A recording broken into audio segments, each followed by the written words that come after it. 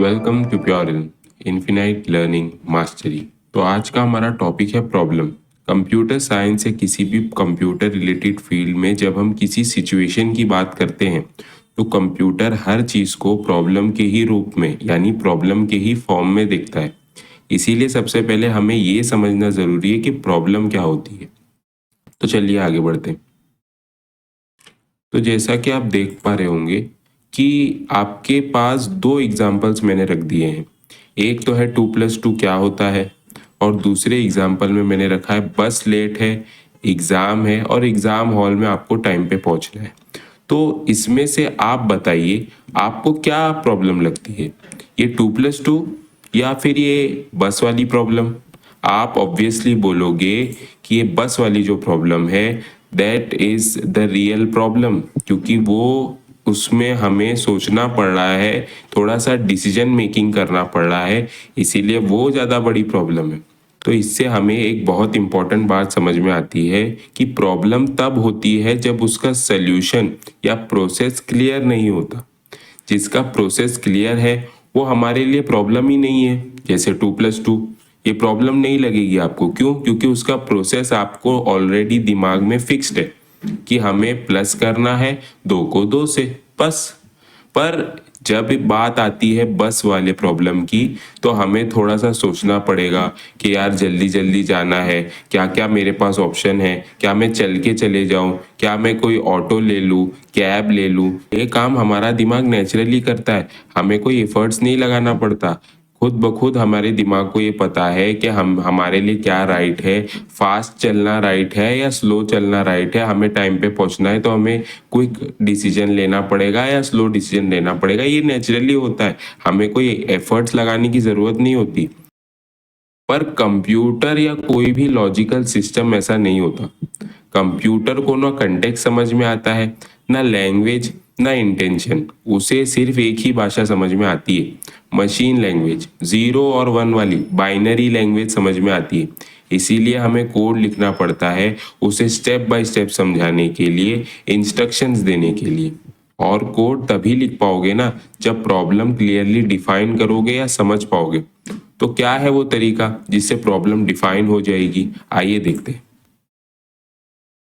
सबसे पहले तो आपको इनपुट्स निकालने हैं।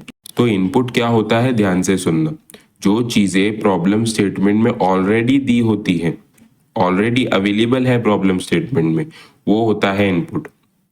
अब कोई भी प्रोसेस करोगे तो इनपुट तो देना पड़ेगा। अब मैं कहूं अगर कि आपको एडिशन का प्रोसेस करना है, पर मैं आपको यही नहीं बता रहा कि किन दोनों नंबर्स का एडिशन करना है, किसका एडिशन करना है, किससे करना है, तो क्या आप कर पाओगे? नहीं कर पाओगे। तो इनपुट्स इसीलिए बहुत ज़रूरी होता है। अब आउटपुट की तरफ चलते हैं। आउटपुट क्या होता है? आउटपुट में देखिए दो चीज़ें होती है। एक वो आउटपुट होता है जो हमें चाहिए, व्हाट वी वांट, और एक वो आउटपुट होता है जो हमें मिलता है। अब ज़रूरी नहीं है कि जो हमें चाहिए वही हमें मिले।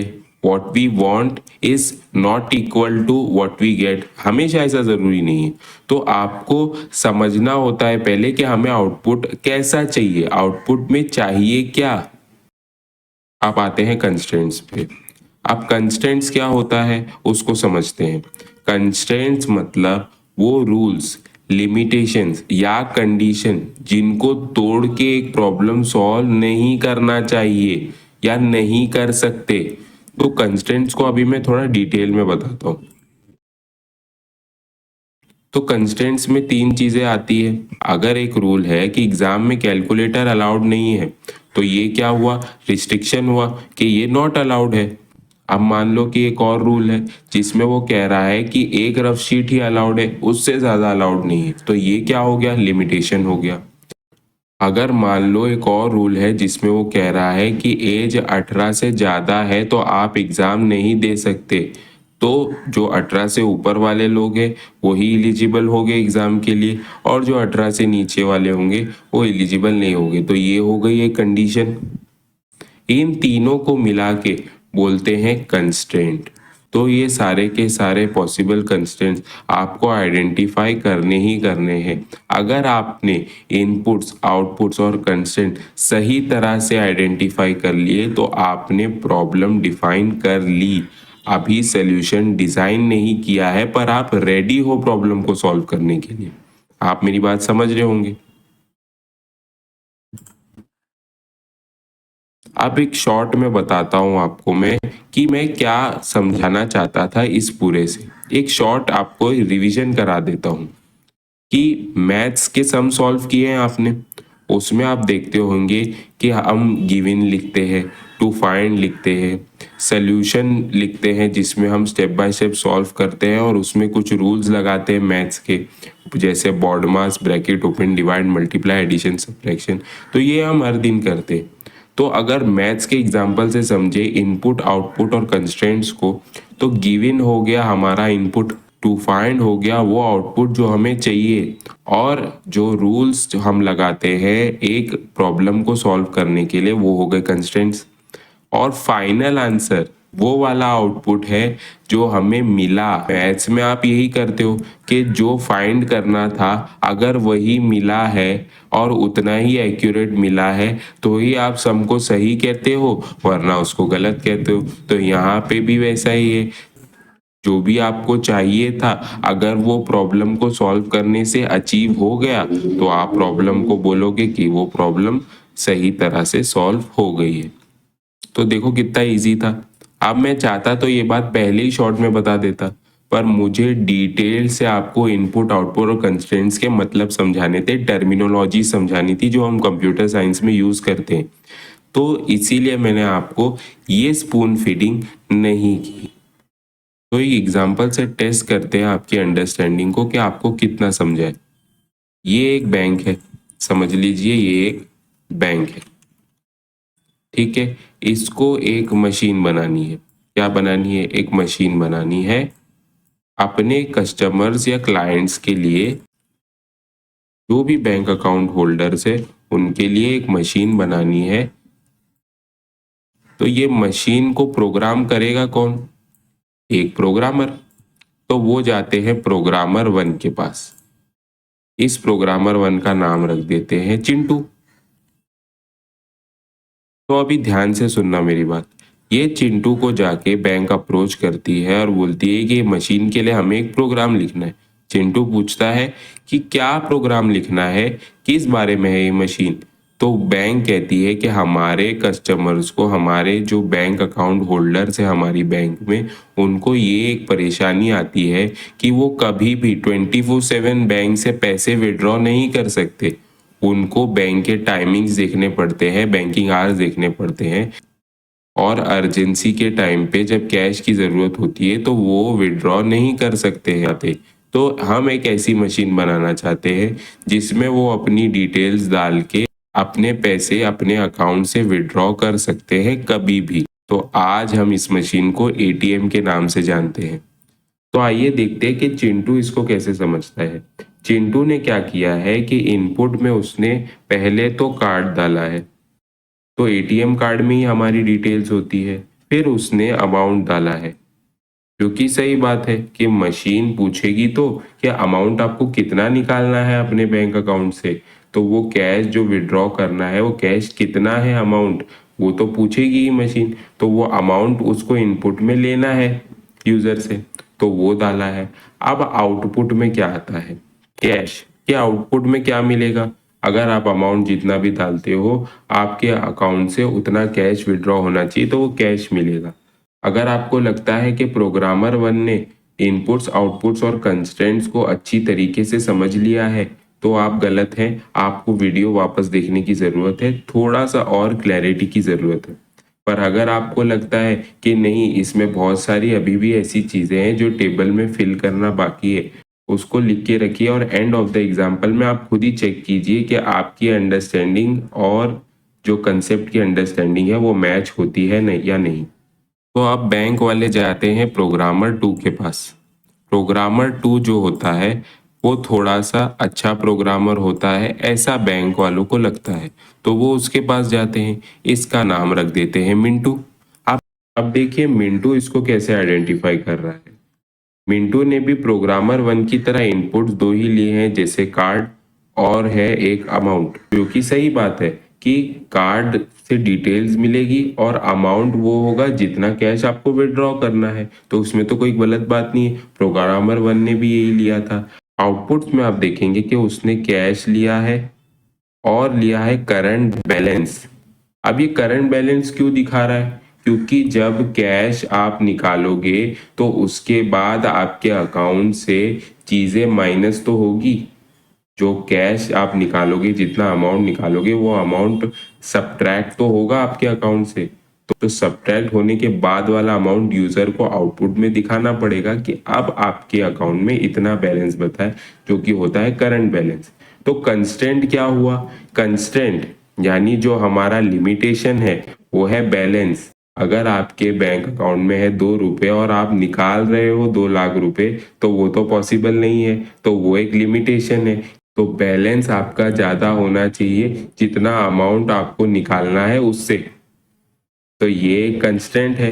अब यही बात प्रोग्रामर वन को पता ही नहीं थी। तो जो भी मशीन के पास जाता प्रोग्रामर वन के हिसाब से, उसके बैंक में से तो कोई पैसे कटते ही नहीं, वो जितना चाहे कैश निकाल लेता और कभी उसका करंट बैलेंस अपडेट होता ही नहीं। तो प्रोग्रामर टू ने सबसे अच्छी बात एक कंस्टेंट को पहचाना है और उसका बैलेंस अपडेट किया है। तो अब आपको अगर लगता है कि नहीं प्रोग्रामर टू अभी भी कुछ मिस कर रहा है, तो आप राइट ट्रैक पे हैं। आप वीडियो में आगे अपने आंसर्स को चेक कर पाएंगे। पर आपको लगा कि नहीं प्रोग्रामर टू ने तो बेस्ट पॉसिबल सोल्यूशन लगाया, प्रोग्रामर वन से अच्छा ही था, तो अभी भी कंसेप्ट थोड़ा वीक है। आप वीडियो को वापस देख सकते हैं ज्यादा क्लैरिटी के लिए। तो अब बैंक जाती है प्रोग्रामर थ्री के पास।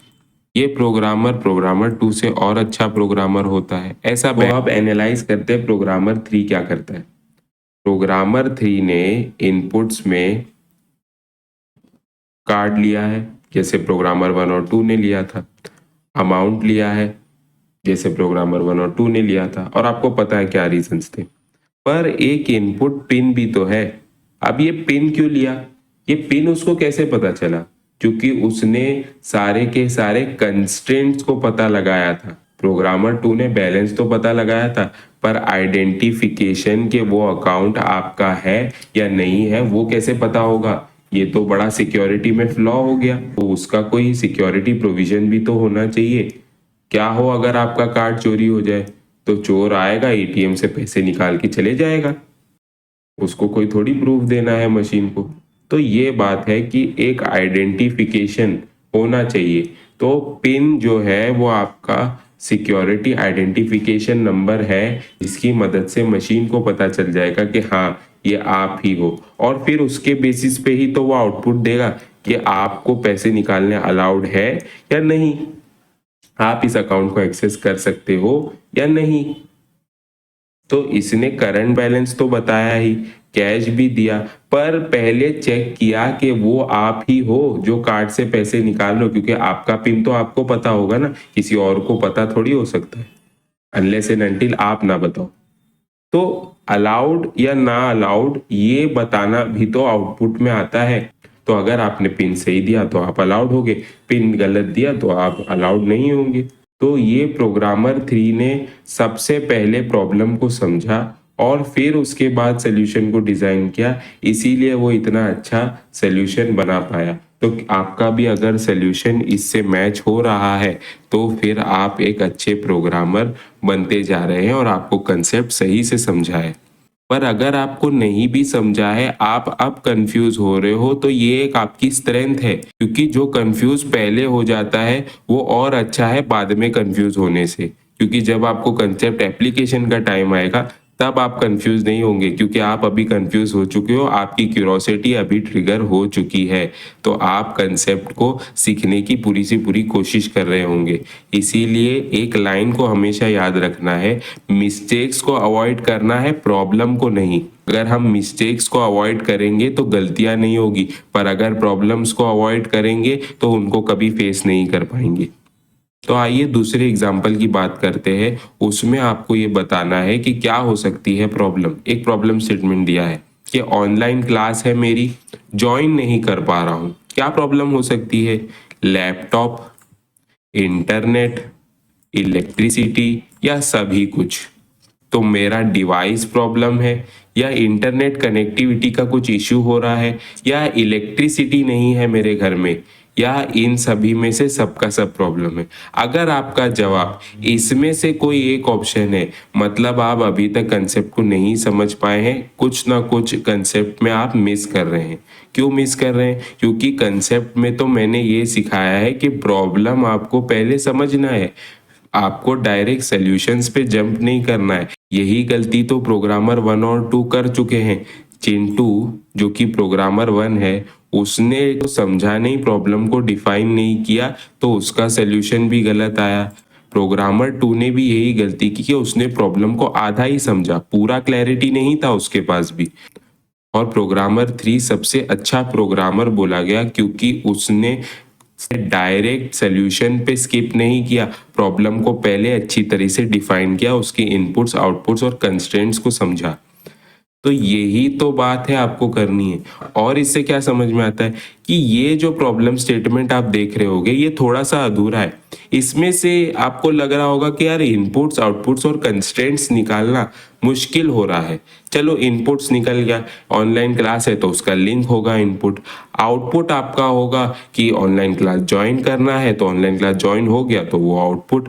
और जो कंस्ट्रेंट्स आपके होंगे वो थोड़े क्लियर से आइडेंटिफाई नहीं हो रहे हैं, तो वो कंस्ट्रेंट्स के बारे में आपको पूछताछ करनी पड़ेगी। जो भी आपसे ये प्रॉब्लम पूछ रहा है कि आपके पास लैपटॉप है या नहीं, आप मोबाइल से ज्वाइन करने की कोशिश कर रहे हो क्या, आपके पास इंटरनेट कनेक्शन है तो क्या स्टेबल है, आप डायरेक्ट पूछ सकते हो, कंस्ट्रेंट्स पता करने की कोशिश कर सकते हो और फिर अपने प्रॉब्लम स्टेटमेंट को डिफाइन कर सकते हो।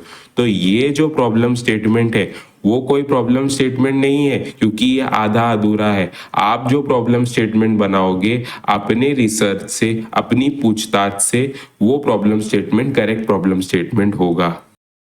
तो अभी हमने कंसेप्ट की अंडरस्टैंडिंग को समझ लिया, पर क्या हम उतने एक्यूरेट बन गए हैं कंसेप्ट में?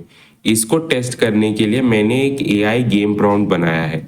आइए मैं तो ये है हमारा एआई गेम प्रॉम्प्ट। ये एक एग्जामिनर या कोच की तरह आपको कंसेप्ट ऑफ अ प्रॉब्लम, इस टॉपिक को टेस्ट करेगा। इस टॉपिक के लिए आपके लिए क्वेश्चंस बना के देगा, उसको अगर आप आंसर करते हैं तो उन आंसर के बेसिस पे ये एक रिपोर्ट तैयार करके दे देगा आपको कि कितना कंसेप्ट आपको समझा है और कितना नहीं समझा है। अगर आप मास्टरी अचीव कर लेते तो वहाँ रुक जाएगा, नेक्स्ट क्वेश्चन नहीं पूछेगा।